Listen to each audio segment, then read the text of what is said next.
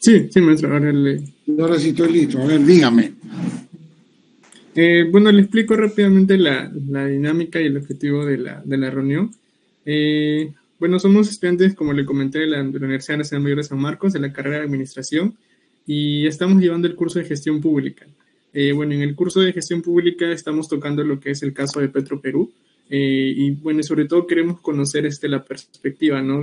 Digamos, de la situación de Petroperú y cómo la gestión pública puede intervenir o mejorar dicha situación, ¿no?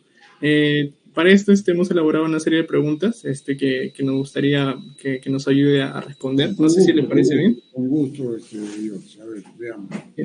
Genial. Ahora voy a presentar pantalla. Dame un segundo. ¿El grupo de ustedes son 5 nada más?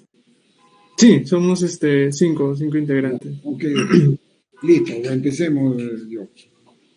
Listo. Ahora. Y cualquier repregunta me la hacen con cada pregunta, ¿no? Está bien, muchas gracias. Ahora, un segundo.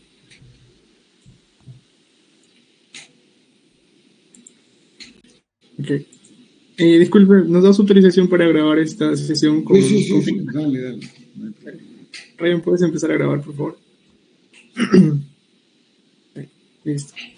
Eh, bueno, empezamos entonces. Bueno, buenos Ya días. están grabando todavía?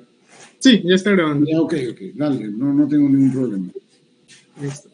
Buenos días, señor César. Como le comentaba, somos estudiantes del octavo ciclo de la carrera de Administración del curso de Gestión Pública.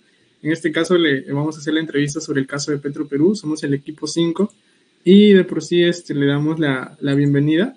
Y le agradecemos mucho por su tiempo y por la disposición que ha tenido para ofrecernos esta entrevista, que definitivamente va a ser muy enriquecedora para, digamos, profundizar, ¿no?, en dicho caso, en el caso de Petroperú. Antes de ello, bueno, le informo, ¿no?, sobre los objetivos de esta entrevista: es conocer y compartir perspectivas sobre el caso de Petroperú, y el formato de la entrevista va a ser un panel de discusión con preguntas guía. Ya. Eh, bueno, ahora sí vamos a comenzar con las preguntas directamente. Son preguntas sobre todo opinión y reflexión acerca del tema. Bueno, comenzamos con la primera pregunta. La primera pregunta es: en su experiencia dentro de Petroperú, ¿cuáles fueron los principales desafíos que enfrentó en la gestión de la empresa desde el punto de vista de la administración pública? Mira, el gran problema que tiene Petroperú es un tema financiero, ese gran problema. En la administración pública, ya desde el año 2006, Petroperú tuvo un régimen especial a través de una ley que se llama la 28840, Ley de Fortalecimiento de Petroperú.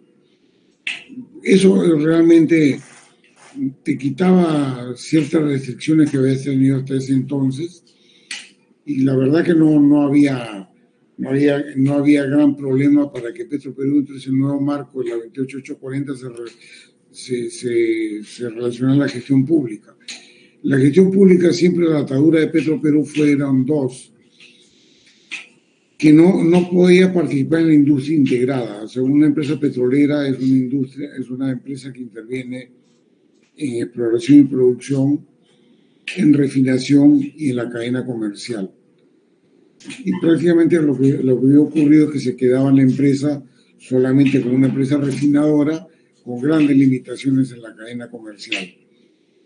Y la otra era en la gestión de adquisiciones, porque las adquisiciones de Petroperú son completamente diferentes a las adquisiciones de la administración pública. El principal rubro de adquisición de Petroperú es la compra de crudos. Y en la compra de crudos, Petroperú adquiere más o menos $4.000 millones al año, y eso no se puede llegar por el régimen de contratación del Estado, porque es un tema completamente diferente comprar crudo que comprar cualquier cosa que compre el Estado. Eso superó con la 28840, que a Petroperú pudo gestionar en lo que hoy es OCE. En ese tiempo se gestionó un régimen especial de contrataciones para Petroperú que está vigente desde el año 2007. Pero ahora el gran desafío que enfrenta Petroperú es un gran problema de financiamiento, porque ha tenido un elevado endeudamiento, y esa es la principal traba que tiene hoy día la empresa. Es un endeudamiento demasiado elevado, casi 4 veces su patrimonio y la posibilidad de gestionar ingresos para pagar ese endeudamiento son bien remotas, a pesar de todo lo que dice la empresa, y eso se lo voy a explicar en el camino. Pero la gran limitación hoy día es el endeudamiento. Por otro lado, no tiene otras limitaciones. Las limitaciones de carácter administrativo se superaron con la 28840 y que eso le permitió un régimen de proceso de adquisiciones, que eso lo están haciendo uso desde el año 2007. Entiendo. Entonces, sobre todo, la principal limitación que menciona es justamente con respecto al tema financiero, ¿no? Sobre todo el endeudamiento. Claro, que es una limitación. Si Petroperú lo dejara como debía hacer solo en el mercado, hace rato que hubiera estado declarado en insolvencia. Pero el Estado los ha terminado ayudando hasta antes de un último ayudo que hizo en septiembre con 5.100 millones de dólares, 5.132 es la cifra exacta. Eso es entre líneas de crédito, préstamos y aumento de capital. Y esa ayuda se ha aumentado ahora en septiembre, con un decreto de urgencia que ya ha capitalizado parte de la deuda, pero que además le ha dado 1.000 millones de dólares más de línea de crédito. Entonces, realmente el apoyo a Petroperú de los 5.132 se ha aumentado a 6.132, cosa que nunca tuvo pensado en la 28840 que Petroperú le pediría un centavo al fisco.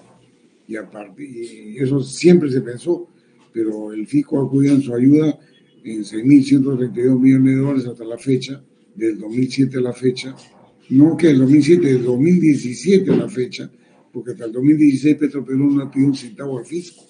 Y siempre se pensó que no había pedido un centavo.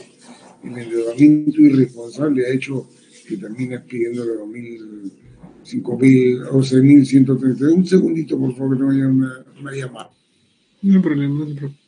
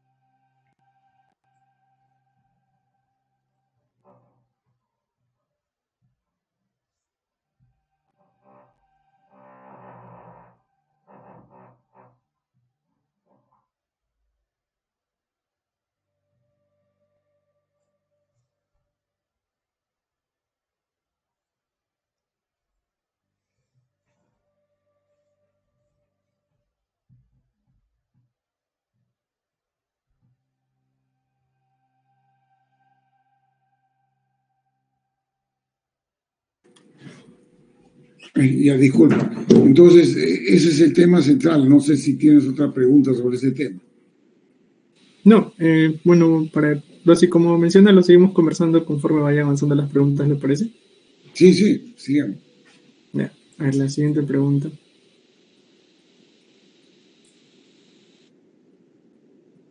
Sí, la siguiente pregunta es, dado que Petroperú es una empresa estatal, ¿cómo ha influido la relación con el gobierno en la toma de decisiones estratégicas? Mira, desde siempre la relación con el gobierno era bajo esta ley 28840, que los resultados que tuviera Petroperú sean resultados positivos. El Estado no recogía las utilidades, porque eso dice la ley, eso se podía utilizar en reinversión o aumento de capital. Entonces esa era la relación con el Estado. Después Petroperú no debía pedirle nada al Estado, las reglas estaban puestas. Pero ahora, ya desde el 2017, empezado una relación de demasiada dependencia con el Estado.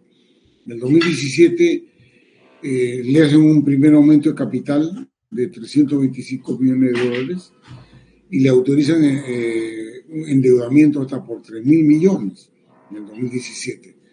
En el mismo 2017,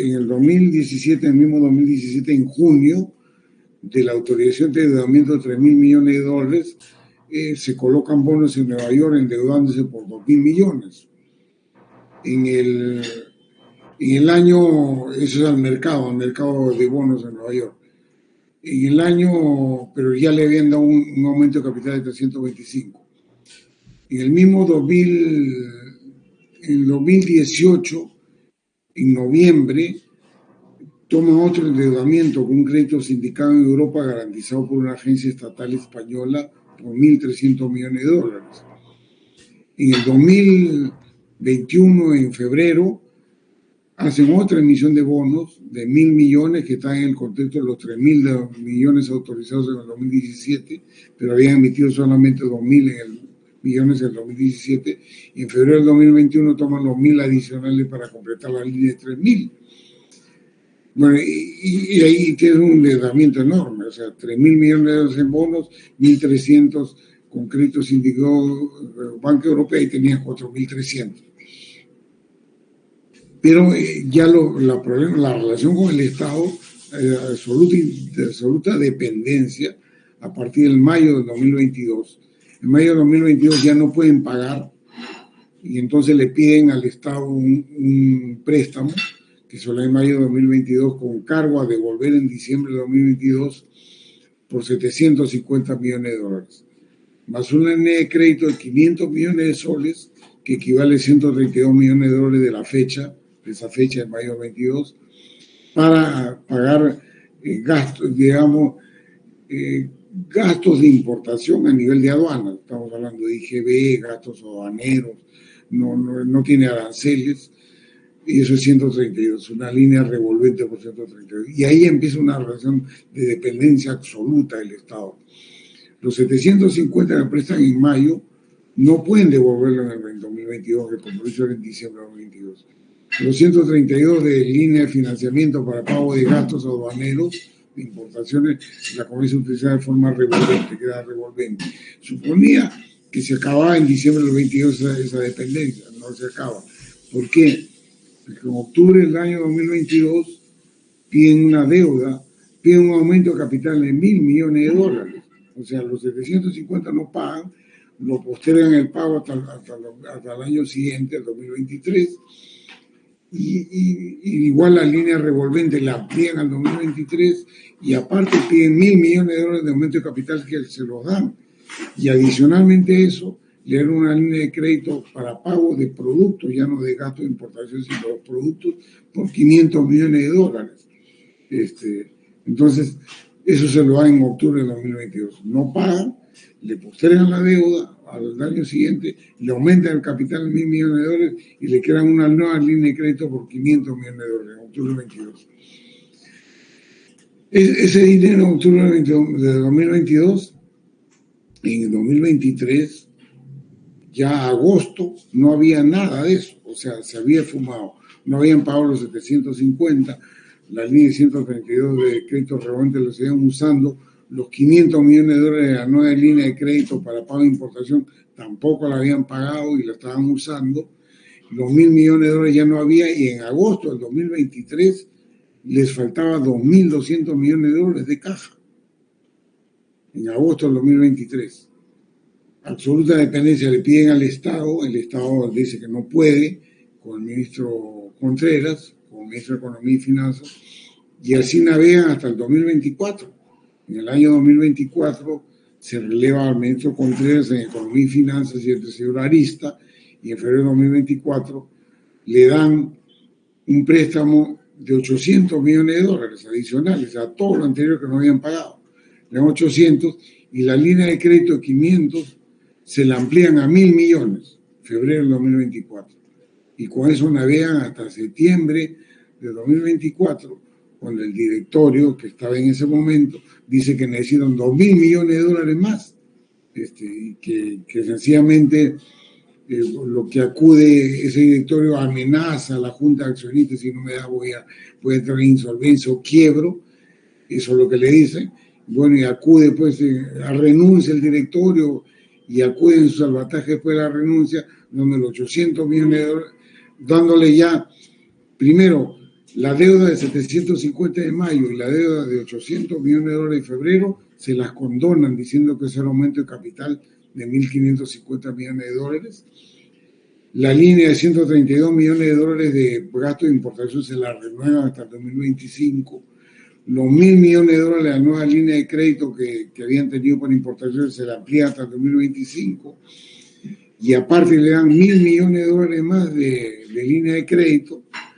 Y aparte de darle esa línea de crédito, el Estado se compromete a pagar unos vencimientos que están en diciembre de este año, que suman 170 millones de dólares. Entonces, si el Estado no hubiera acudido en todo eso, la empresa ya no existiría. Imaginen todo el derrotero que viene de mayo del 2022, todo el dinero que se ha dado. Bueno, y mi pronóstico es que eso que se ha dado, esta última ayuda de septiembre, que son 1.000 millones de dólares de crédito, capitalizar deuda por 1.550 millones de dólares, que era la deuda de septiembre de mayo del 2022, más la deuda de febrero del 2022, que es 1.550, la capitaliza, aparte de pagar comprometerse a pagar 170 millones de dólares en diciembre de este año, más renovar la línea de crédito revolvente de 1.000 millones de dólares para productos y 132 millones de dólares por el gasto de importación, todo eso va a ser insuficiente en el año 2025. ¿Y por qué? Porque los ingresos derivados, su única fuente de ingresos, que es refinería Talara, no va a ser suficiente para pagar deuda. Entonces, hoy día la relación con el Estado es de dependencia absoluta con el Estado, a través del gobierno actual. Esa es la situación actual de Petroperú. Todas las cifras que le estoy dando son cifras objetivas. O sea, cuando le hablo del préstamo de mayo, es un decreto de urgencia 010-2022. Cuando aumenta el aumento de capital de octubre de 2022, es un decreto de urgencia que es 013-2022. 023-2022. Cuando le hablo de las ayudas de febrero de este año, es otro decreto de urgencia, que es 03-2024. Y cuando le hablo de la ayuda de septiembre de este año, es el decreto de urgencia 013-2024. Todo eso son elementos objetivos, no es opinión, son realidades. Y todo eso, ahora mi pronóstico es que el próximo año con todo eso no van a poder pagar. Y eso podemos hablar inmediatamente después. Pero esto acá, como digo, no es opinión, es hechos objetivos, y les hago los números de decreto de urgencia, los pueden buscar o se los puedo pasar por WhatsApp para que ustedes lo tengan, para que vean que todo lo que estoy diciendo es realidad pura y que la relación de la empresa con el Estado es de dependencia absoluta actualmente. Sí, y con respecto a lo que menciona, a forma de repregunta, ¿podría considerarse que esta relación de dependencia es, digamos, nociva o es dañina como menciona, para Petroperú, si bien es un modo de salvataje, ¿no?, que ha salvado a la empresa de la quiebra, pero para el Estado termina siendo perjudicial? ¿Qué opina con respecto a ello? Sí, absolutamente perjudicial. Mira, yo en esta opinión, yo miro el Estado en su conjunto. ¿Ya? El Estado en su conjunto hoy día afronta un gran problema de déficit fiscal, que no es opinión, es un hecho objetivo.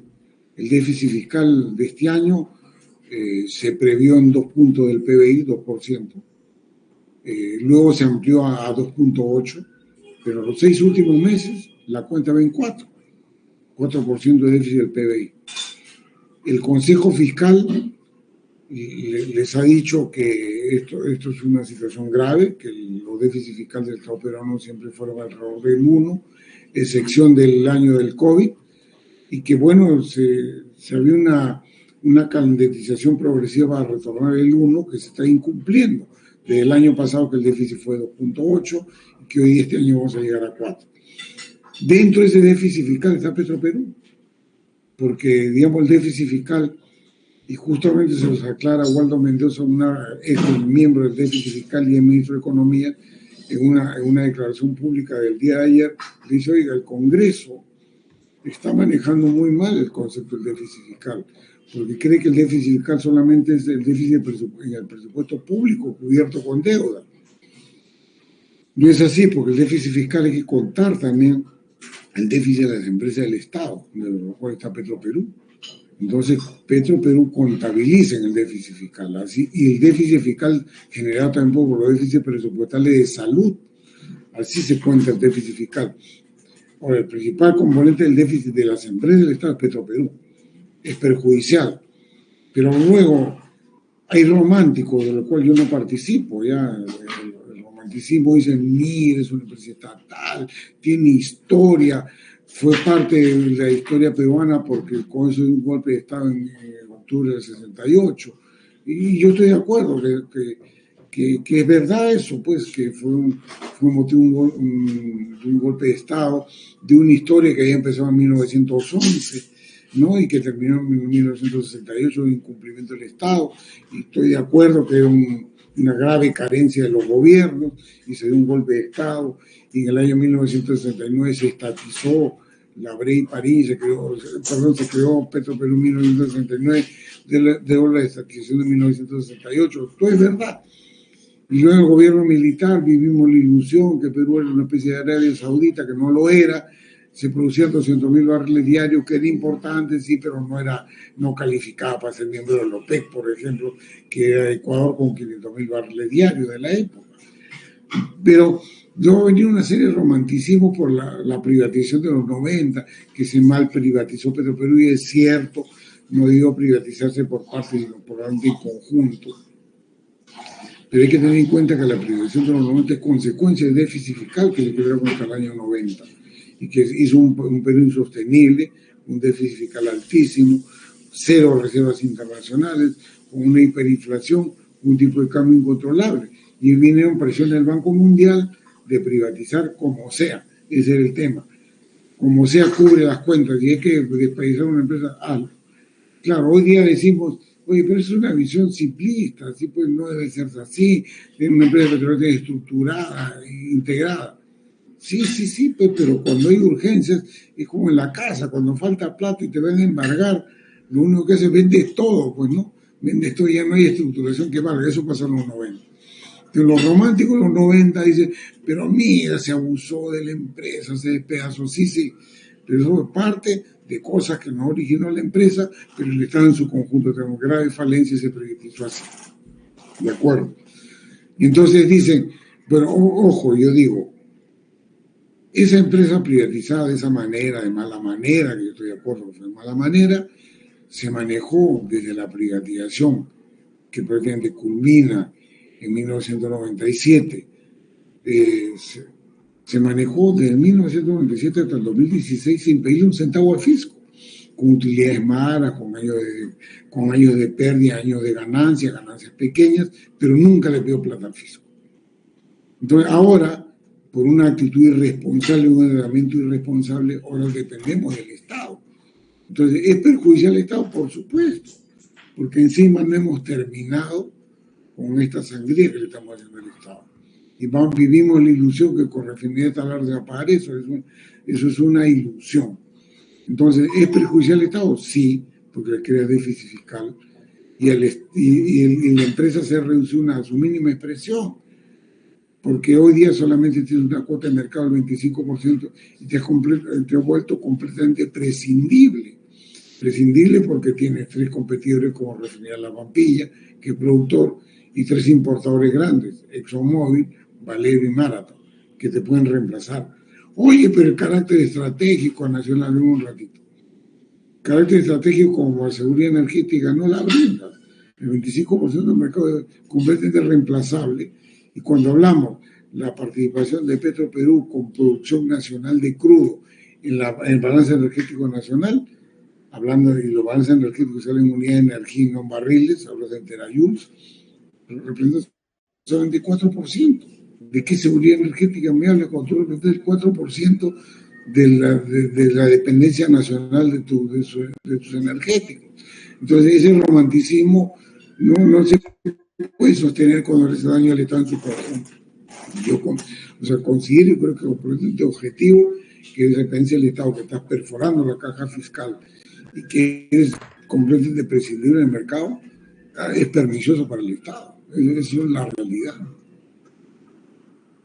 Y disculpe la repregunta, ¿no? Pero como dice, o sea, hay ciertos románticos, pero ¿por qué siguen apoyándolo, no? O sea, ¿por qué el Estado se empeña tanto en sacar adelante a la empresa que ha demostrado, como dice, que no tiene solvencia, que tiene mucha deuda? ¿Bajo qué argumentos el Estado sigue apoyándolos, no? Muy aparte de la historia, o cuáles son los argumentos que emplea el Estado para Bien, muy buen tema. Mira, ¿qué es lo que dice el Estado? Pero esa es la única, es la empresa de la seguridad energética. Falso. Yo te voy a pasar una presentación que hice justamente del Colegio de Ingenieros, y luego 8 de Pominas este año, diciendo la componente nacional de los hidrocarburos a través de Petroperú en el balance energético nacional es 4%. Lo demuestro con cifras oficiales, 4%. Y cuando habla de balance energético nacional es el consumo total de energía. El consumo total de energía no solamente son los combustibles líquidos, los combustibles líquidos es la mitad del consumo nacional de energía. Por otro lado hay las renovables, la hidroelectricidad, el gas natural, ya, el 4%. Entonces el Estado dice en su discurso demagógico, pero es la seguridad energética falsa, por lo que estoy diciendo. Y te voy a pasar la presentación que explica eso y los 70 en foros públicos. Y por otro lado dice, pero es la única empresa que puede llegar a sitios remotos donde nadie llega. Es falso. ¿Por qué? Petroperú, para empezar, solamente tiene un grifo de 700 que está identificado como marca. Uno es su propiedad. Ese grifo está en Iquitos, a 2 cuadras de la Plaza de Armas, que fue una confiscación al narcotraficante Tijero, que la propiedad hoy la tiene Petroperú. Los 699 grifos restantes son grifos de privados identificados con la marca Petroperú, porque Petroperú es un suministrador de combustible como podría ser cualquiera. Entonces, cuando llegas a zonas remotas, yo también demuestro en esa presentación que el suministro de zonas remotas representa el 5% de la demanda nacional. Y que al no ser los grifos de propiedad de Petroperú, se lo puede vender cualquiera. Entonces me replican, me dicen, sí, pero no ese precio. Ah, perfecto. Si tratamos de dar precio preferencial, prefiero que el Estado subsidie ese 5% que subsidie a Petroperú, porque es una cantidad pequeñísima, mirado desde el punto de vista del Estado. Entonces lo que ocurre es que el discurso político, no sé si por ignorancia o porque tienen miedo de sincerar las cosas, comienzan con el tema demagógico, la seguridad energética y llegar a los puntos remotos donde nadie llega. Ese es el argumento que usa el Estado. Bueno, entonces, un beneficio costo del Estado, en términos económicos y sociales, no se sustenta, no hay ningún sustento. Muchas gracias por la respuesta. Ahora, continuando, ¿no?, con las preguntas, justamente hablando del Estado, ¿qué mecanismos o herramientas cree usted que justamente la gestión pública del Estado, ¿no?, como tal, cree que son, o sea, que serían más eficientes para asegurar la transparencia y el buen uso de los recursos en la empresa estatal de Petroperú, ¿no? Ya que habíamos averiguado que, por ejemplo, parte de, digamos, la crisis que afronta es la falta de transparencia que ha solido tener Petroperú, ¿no? Entonces, ¿qué mecanismos y herramientas de la gestión pública cree que serían más eficientes para afrontar este problema? Mira, los mecanismos existen, lo que pasa es que no los usan por desconocimiento. Vamos por partes, ¿verdad? Cuando hablo de transparencia, me estoy refiriendo al tema exclusivamente del origen de la deuda. ¿Cuántos se endeudaron? Es público, eso es conocido. El flujo que ingresó es conocido. El problema es cómo se usa. Cómo se usa. Porque no todo lo que ingresó se usó en Talara, que ese es el origen del problema. La deuda es 8.500 millones de dólares y Talara, con intereses incluidos, costó 6.500. Entonces hay 2.000 que están en el aire. La pregunta es qué se usaron esos 2.000, cuyo origen de la deuda fue Talara, pero no se usaron. Entonces, ¿quién hace la fiscalización del uso? La Contraloría. La Contraloría General de la República. La Oficina de Control Institucional. ¿Qué dicen? Nada. No dicen nada. ¿Necesitas inventarte otra cosa? No. Necesitas exigirle con racionalidad y con conocimiento a la Oficina de Control Institucional y a la Contraloría General de la República que el rendimiento de cuentas. Ahora, ¿qué ocurrió con la Contraloría? La Contraloría hasta el año 2018, que estuvo el fallecido Contralor Alarcón, hizo observaciones al tema de Talara, serias observaciones. Pero cuando el Contralor Alarcón, y esto es un tema político, porque así hay que entender esto, Petroperú es una empresa como cualquier empresa estatal que tiene un contexto político. Entonces, cuando entra en el contexto político, entramos a la salida de Alarcón, que fue un serio fustigador de cuentas de Petroperú, y están sus informes. Bien. Igual se lo puede pasar también, por los tengo. Yo sigo el tema de Petroperú años, no solamente cuando he pasado por ahí de 2006 al 2008, 2 años, sino de antes. Y yo tengo un portal con mi nombre, digamos, cesargutierrez.pe, y puedo encontrar lo que escribo, y lo escribo desde antes de ser presidente de Petroperú, estos temas. Bien. Y con conocimiento de causa, porque yo antes de ser presidente de Petroperú fui director de refinería de La Pampilla, y eso ocurrió entre el 2001 y 2003, y yo llegó a Petroperú en el 2006. Bien. ¿Qué ocurrió con Alarcón? Alarcón sale de la Contraloría seriamente cuestionado por él hacer objeciones al aeropuerto de Chinchero. Cuando lo releva el señor Chac, prácticamente el cuestionamiento desaparece. Y justamente el señor Alarcón comienza a cuestionar las cuentas de Petroperú hasta el 2018, cuando justamente comienza a ingresar el flujo de dinero. El flujo de dinero grande a Petroperú entra en el 2017. 325 millones en el momento de capital, endeudamiento de 2.000 millones en bonos de Nueva York en junio del 2017. Ahí empiezan los principales cuestionamientos. Pero se va el 2018. Y el 2018, lo mismo en el 2017 entra en el Sochac. Se va realmente en el 2017, no en el 2018. Y cuando entra en el Sochac, los cuestionamientos desaparecen. Y más, en el 2018, a raíz de una discrepancia que tiene Petroperú con el contratista principal de refinería Talara, que técnicamente hace un control concurrente. Y en control concurrente de toda región. No pasó nada. Claro, en el camino mete preso al alcalde distrital de San Isidro, pero no sé, por $1 millón, $2 millones, ¿no? Acá, en la gestión del señor Chac, ha habido pues, una avalancha de ingresos. Primero, todo este endeudamiento de $4.300 millones que se ha hecho de 2017. El aumento de capital que ha ocurrido, inclusive el señor Chac se ha ido este año, y todas estas $8.500 millones de carnaval de deuda se han hecho a época, y no ha habido ni una observación. Entonces, lo primero es exigirle a la Contraloría qué ha pasado.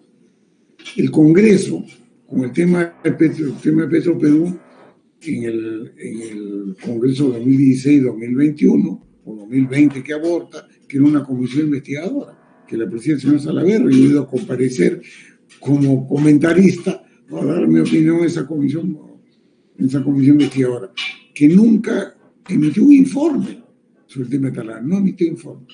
Ahí tiene el mecanismo. Sencillamente, ¿qué intereses hay? Que sencillamente no se dice cuáles son los temas de fondo, porque hay un desbalance de 2.000 millones, más allá de los 6.500 que son caros. Pero no solo eso, porque el principal componente de costo de Petroperú es la compra de crudo. Si Petroperú compra vende, por ejemplo, $5.000 millones al año, de eso depende del precio de los combustibles, por lo menos 4.000 se va en la compra de crudo. De los 5.000 que ingresa, 4.000 va en la compra de crudo. Gran pregunta. ¿Alguien ha hecho alguna observación a la compra de crudo? Nadie. Yo he venido criticando eso desde 2018 y también se ha escrito. Es decir, cero transparencia. No sabes quiénes participan, previamente no sabes a quién han invitado, no sabes quiénes presentan propuestas y en qué condiciones, porque eso es virtual, no es presencial. Y luego sale un comunicado: a los que perdieron, que nadie dice por qué perdió ni con quién perdió. Eso es cero transparencia. ¿Y qué dice? No, la información es confidencial. ¿Y tiene que ser confidencial? No. ¿Por qué? Porque una vez que se ha adjudicado, el vendedor ingresa el producto a los 30 o 60 días a Petroperú. Y con el ingreso tú puedes entrar a las dudas de importación. En la duda de importación sabes quién vendió a qué precio. El problema es que no sabes que los competidores que ofrecieron respecto a eso. ¿Qué se necesita? Voluntad. Voluntad.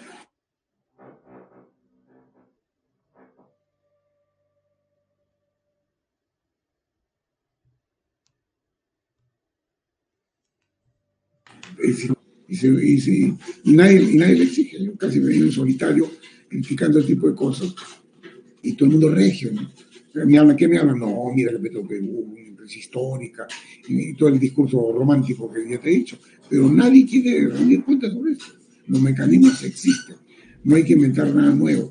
Lo que hay que exigir es que lo que te dice la norma de control institucional se reporten y preguntarle a la Contraloría Oficial de Control Institucional, oiga, ¿ha encontrado alguna irregularidad en la compra de crudo?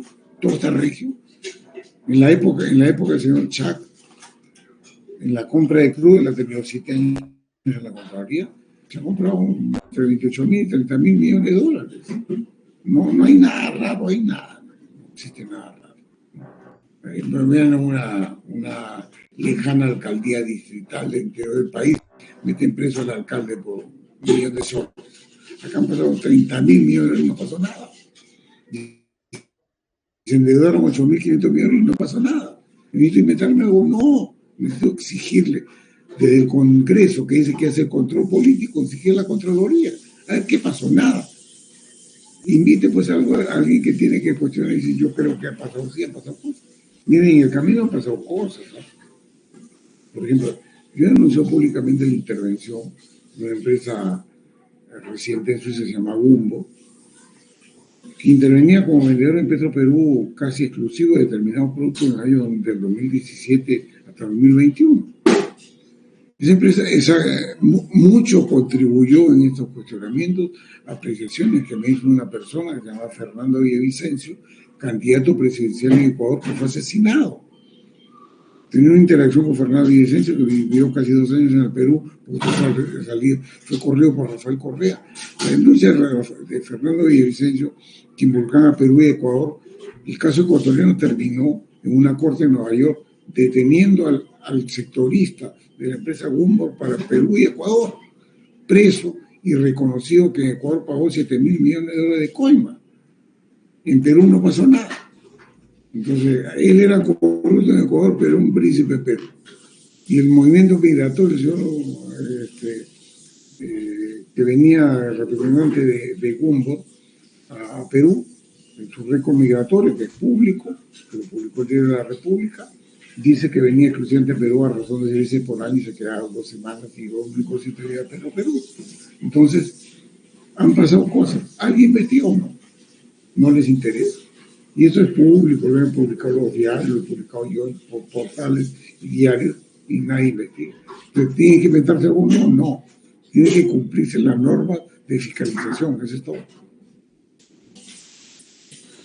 Y con respecto a lo que menciona, ¿no?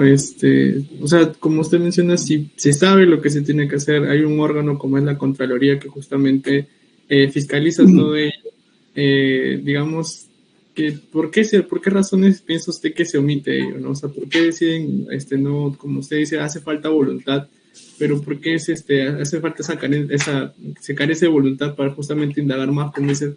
Hay 2.000 millones de dólares que no han sido claros cómo se han utilizado.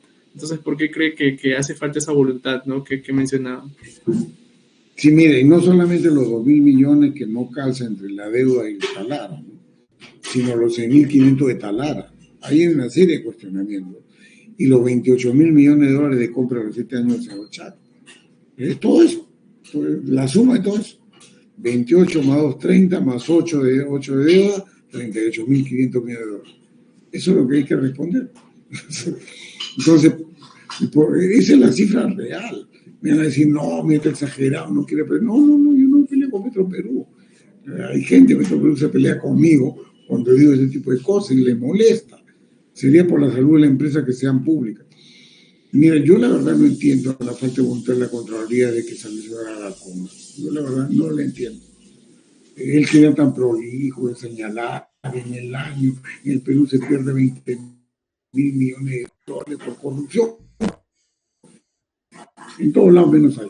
No entiendo. Y menos entiendo al Congreso. Porque el Congreso que le hace control político al Contralor, es más, sacó una ley en julio de este año para extender el mandato del señor Chak hasta que no nombraran reemplazo. ¿Y por qué se fue el señor Chak después que tenía el beneplácito promovido por Fuerza Popular de que hace de que no hubiera reemplazo que se esperaba? Porque fue hasta el 2026. Porque sencillamente emitió una opinión sobre supuestos actos ilícitos de Dina Boluarte, un desbalance patrimonial. Y en menos de un mes lo relevaron. Si no se hubiera quedado, si no hubiera dicho nada de eso, se hubiera quedado. Y el control político no, el control político le dio confianza todavía para que quedara un tiempo más. El Congreso tampoco tiene interés. La pregunta es, ¿por qué ocurre eso? La verdad no entiendo. Hay un incentivo económico, alguien gana por esto. Yo no tengo pruebas para decir eso, pero la verdad es que me genera suspicacia, ¿no? O sea, suspicacia de la inacción, no solo la Contraloría, sino que debe ejercer el control político de la Contraloría, que es el Congreso. Muchas gracias por su respuesta. Ahora, con respecto a la siguiente pregunta, le doy paso a mi compañero. Sí, buenos días. Desde su punto de vista, ¿qué reformas o cambios estructurales considera necesarios para que Petroperú sea más competitiva y sostenible en el largo plazo? Mira, tal como está ahora la empresa, primero tiene que buscar